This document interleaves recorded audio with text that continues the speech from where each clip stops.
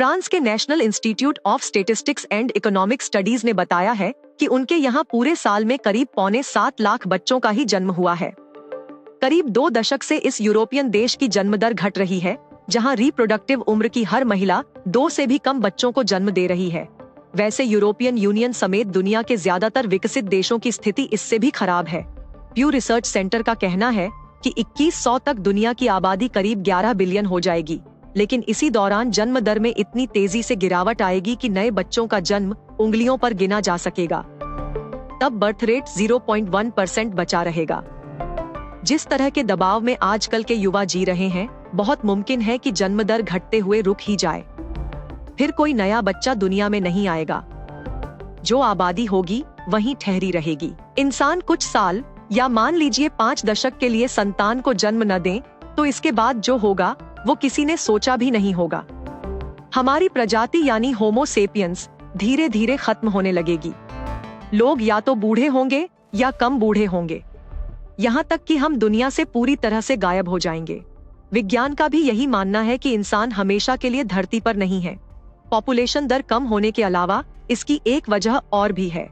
होमो sapiens के genetic variation बहुत कम है।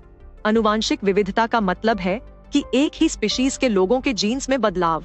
इसी कारण जीवों में अलग अलग नस्लें देखने मिलती हैं। ये वेरिएशन ही है जिसकी मदद से हम या कोई जीव खुद को नए क्लाइमेट के अनुकूल ढालता और विलुप्त होने से बचा रहता है। चूंकि हमारे डीएनए में खास फर्क नहीं है, तो किसी भी बदलाव के साथ हमारे खत्म होने का खतरा बढ़ रहा है। इसे एक्सटिंक्शन डेट कहते हैं।